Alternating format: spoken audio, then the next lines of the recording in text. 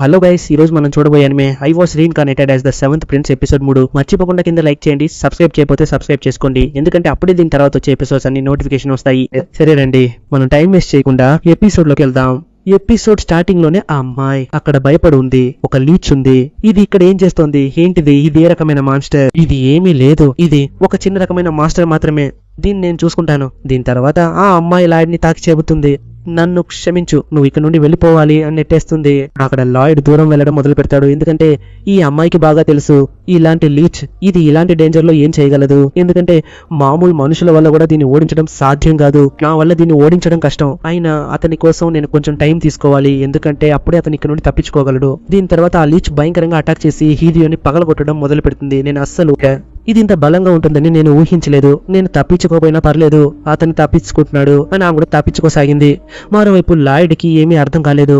నన్ను ఎందుకు కేవ్ నుండి బయటికి పంపాలని చూస్తోంది. నేను మళ్ళీ లోపలికి వెళ్ళాలా, లేదంటే నేను కేవ్ నుండి బయటికి వెళ్ళిపోవాలా? కానీ ఆమె చెప్పాలంటే ఆ కేవ్ లోనే నిలబడి ఉంటుంది, ఎందుకంటే నీ షీల్డ్ అక్కడ స్ట్రక్ అయి ఉంటుంది. సరే, ఏదో ఒకటి, మనం క్రీమ్ తో కేవ్ లో మాట్లాడదాం అని క్రీమ్ ని కాంటాక్ట్ చేయడానికి ప్రయత్నిస్తాడు. అక్కడ క్రీమ్ పరిస్థితి చాలా దారుణంగా ఉంది. లాయిడ్ ఇలా ఇంటికి వచ్చేయండి అని ఒక రకంగా నెమ్మదిగా మాట్లాడుతుంది. అక్కడ అతనికి కూడా అర్థం కాలేదు, ఇంట్లో ఏదో సమస్య ఉందనిపిస్తుంది. తర్వాత ఈ సీన్ లో ఆ అమ్మాయి కనిపిస్తుంది. ఈ లీచ్ ని ఓడించడం అసాధ్యం, ఇక్కడ నుండి పారిపోవాలి అని ఆమె చాలా భయపడుతుంది. ఇది మంచిదని అనుకుంటాను. ప్రస్తుతానికి అతను బయటికి వెళ్ళిపోయి ఉంటాడు. ఇలా అనుకుంటూ ఉండగా హలీ చెబుతుంది, నువ్వు యూఐ కదా, అదే కదా నువ్వు వాడుతున్నది, ఎలా చూసినా నువ్వు ఫారినర్ లాగా కనిపిస్తున్నావు. ఇది విని ఆమె కూడా చాలా ఆశ్చర్యపోతుంది. ఒక లీచ్ ఎలా మాట్లాడుతుందంటే అది అంటుంది, నేను ఇప్పటి వరకు చాలా మందిని తిన్నాను, అయినా నువ్వు అంత టేస్టీగా ఉండవని అనుకుంటున్నాను. ఇది చాలా సాధారణ టెక్నిక్. నిన్ను పోలిస్తే వాళ్ళందరూ చాలా టేస్టీగా ఉన్నారు, అంత టేస్టీగా ఉండవు. నువ్వు అంత టేస్టీగా ఉండవు. నిన్ను తినడం కంటే ఆ అబ్బాయిని తినడం చాలా టేస్టీగా ఉంటుంది. నీకు అతని గురించి తెలియదు. అతను సోషల్ అవుడంగా ఉంటూనే ఇలాంటివి కూడా నేర్చుకున్నాడు. అతను చాలా ఫాస్ట్ గా నేర్చుకున్నాడు తెలుసా.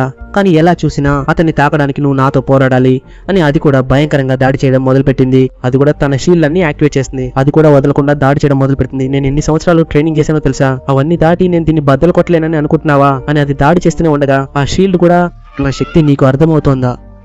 నువ్వు నన్ను తక్కువ అంచనా వేశావు. అలా చేసిన వారికి ఇదే గతి పడుతుంది. ఆమెకి ఇప్పుడిప్పుడే తెలుస్తోంది, చాలా క్యూటోపంగా యూజ్ చేసిందా, దీనివల్ల దాని పరిస్థితి చాలా దారుణంగా అవుతుంది. అది తన వేలును కూడా కదపలేకపోతుంది. వెనకాల చూస్తే అకస్మాత్తుగా లీచ్ సౌండ్ వినిపిస్తుంది. నీ పవర్స్ అంతా ఏమీ లేవు. సరే, నా సింగిల్ స్పెల్ ని చూపించిన అని అది కూడా ఒక స్పెల్ ని యూజ్ చేస్తుంది. అది కూడా ఆ అమ్మాయిపై పడుతుంది. కానీ అప్పుడే ఆ స్పెల్ ని చూపిస్తారు. ఆ స్పెల్ చూస్తే అది అలా కరిగిపోవడం మొదలవుతుంది. ఇదంతా ఎలా జరుగుతుంది అని ఆ లీచ్ చూస్తూ ఉండగా ఇప్పుడే మనకు అర్థమవుతుంది. ఇక్కడ లాయిడ్ తన షీల్డ్ ని ఉపయోగించి ప్రొటెక్ట్ చేసుకున్నాడు. ఏంటి ఇంతలోనే అలసిపోయావా? ఇంత త్వరగా గివ్ అప్ చేసేసావా? నేను చూస్తున్నాను. ఆ లీచ్ చాలా ఆశ్చర్యపోతుంది, ఎందుకంటే ఇతను మమ్మల్ని వదిలి లాయిడ్ వెనక్కి దూకి QIA వాడాడు. అది చూసి లీచ్ ఆశ్చర్యపోయాడు. అతను హెయిర్ క్లాస్ ప్లే తో పాటు ఒక మంత్రాన్ని కూడా ఉపయోగించాడు. ఇది నేను నమ్మలేకపోతున్నాను. సరే, ఏదో ఒకటి ఇతన్ని అటాక్ చేయడానికి వచ్చింది అని అక్కడ అటాక్ చేయడం మొదలు పెడుతుంది. అయినప్పటికీ అక్కడ బ్యారియర్ ఇతన్ని కాపాడుతుంది. అక్కడ ఇతను QA ను ఉపయోగించడానికి సిద్ధంగా ఉన్నాడు. అది కూడా చాలా ఎక్కువగా బ్రీచ్ చేయడం మొదలు పెడతాడు. అతను చాలా ఫోకస్ చేయాల్సి వస్తుంది. అప్పుడే ఆమె చెప్పిన మాటలు గుర్తుకు వస్తాయి. నువ్వు QI బ్రీతింగ్ ని మాస్టర్ చేయాలంటే చాలా ఫోకస్ చేయాలి. దీనివల్ల అతను ఫోకస్ చేయడం మొదలు పెడతాడు. ఆ మాస్టర్ కూడా వదలకుండా అక్కడ భయంకరంగా అటాక్ చేస్తూనే ఉంది. అది ఎంత అటాక్ చేసినా ఆ బ్యారియర్ ని పూర్తిగా పగలగొట్టలేకపోయింది. అక్కడ అతను చాలా గట్టిగా ఊపిరి పీల్చుకోవడానికి ప్రయత్నిస్తాడు. దీనివల్ల ఆ బ్యారియర్ లోపల తక్కువ గాలి ఉంది. బ్యారియర్ నాకు అడ్డుగా ఉంది. కానీ అతను ఆ బ్యారియర్ ను కూడా బద్దలు కొట్టాడు. లీచ్ తన మ్యాజిక్ తో బ్యారియర్ బద్దలు కొట్టానని సంతోషించాడు. కానీ నిజానికి అతను ఊపిరి పీల్చుకున్నంత సులువుగా దాన్ని పగలగొట్టాడు. ఈ విషయం లీచ్ గమనించలేదు. కానీ తావో ఇదంతా గమనించింది.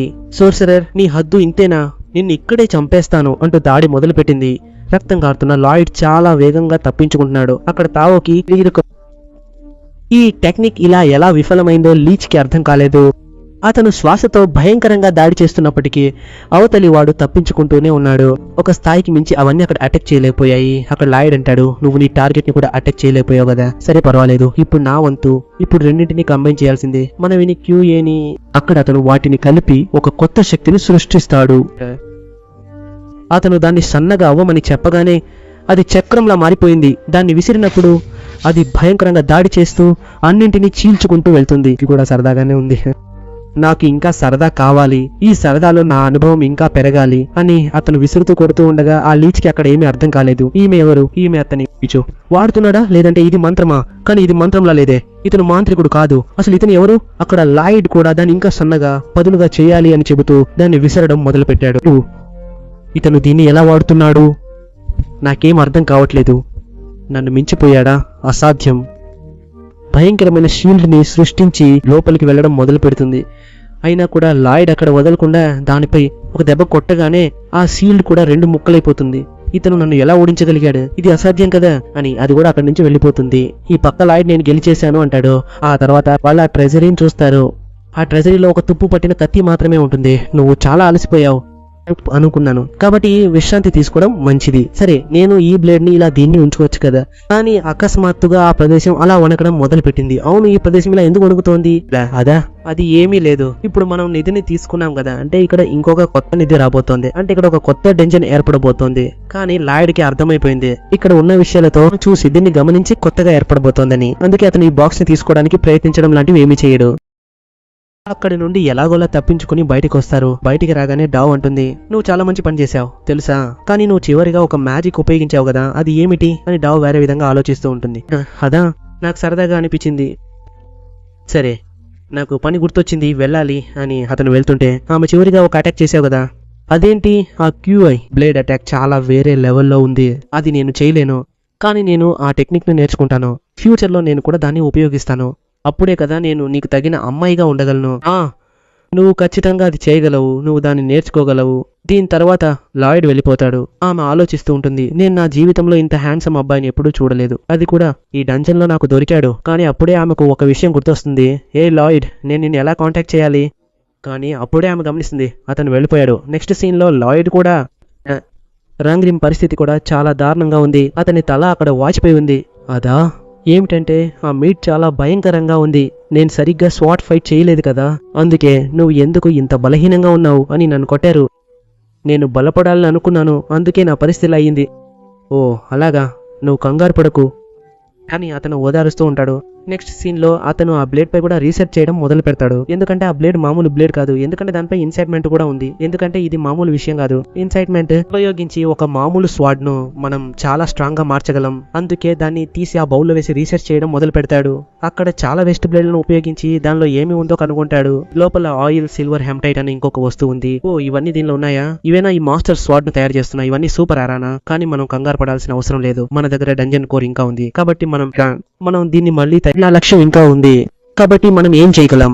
మనం దీన్ని మళ్ళీ తయారు చేయగలం. మనకి ఆయిల్, సిల్వర్, హెమ్టైట్ మాత్రమే అవసరం అవుతాయి. తర్వాత సీన్ లో దీనికోసమే అతను తన నాన్న దగ్గరికి వెళ్లి అక్కడ సిల్వర్ కాయిన్స్ అడుగుతాడు, కానీ ఆయన గోల్డ్ కాయిన్స్ ఇస్తాడు. అయినా సరే సిల్వర్ కాయిన్స్ తెలివిగా సంపాదించి అక్కడ నుండి తీసుకెళ్తాడు. లాయిడ్ నాన్న కూడా చాలా గర్వంగా ఉంటుంది, నా కొడుకు ఆ పాకెట్ మనీని ఉపయోగించి అక్కడ చాలా ప్రారంభించిన ఉపయోగకరమైన పని చేయబోతున్నానని అనుకుంటాడు. ఈ వైపు హలో అక్కడ అన్ని కాయిన్స్ నిప్పులో వేయడం మొదలు పెడతాడు. ఇక్కడ ఒక ప్రాసెస్ చేయబోతున్నాడు. తర్వాత సీన్ లో ఆ మేట్ తో అక్కడ గొడవ పడటం మొదలు పెడతాడు. మేట్ కూడా ఇతనితో భయంకరంగా గొడవ పడుతుంది. అకస్మాత్తుగా అతను స్ప్రింట్ ఉపయోగించి వెనుక నుండి దాడి చేస్తాడు. అయినా సరే అది తెలివిగా దూకేస్తుంది. కానీ ఇదే ఛాన్స్ అని కింద ఒక మ్యాచ్ ఉపయోగిస్తాడు. అది చూసి చాలా షాక్ అవుతుంది. సరే ఇదే ఛాన్స్, వాళ్ళని ఓడించాలని దాడి చేయడానికి వెళ్తాడు. వాళ్ళు అక్కడ కనిపించరు. ఇతను వాళ్ళని వెతుకుతాడు. అయినా సరే హాచుకి ఉండదు. ఇలా వెతుకుతున్నప్పుడు అకస్మాత్తు కింద నుండి పడి దాడి చేస్తారు. అతను చాలా షాక్ అవుతాడు. అదృష్టవశాత్తు అతను కాపాడతారు.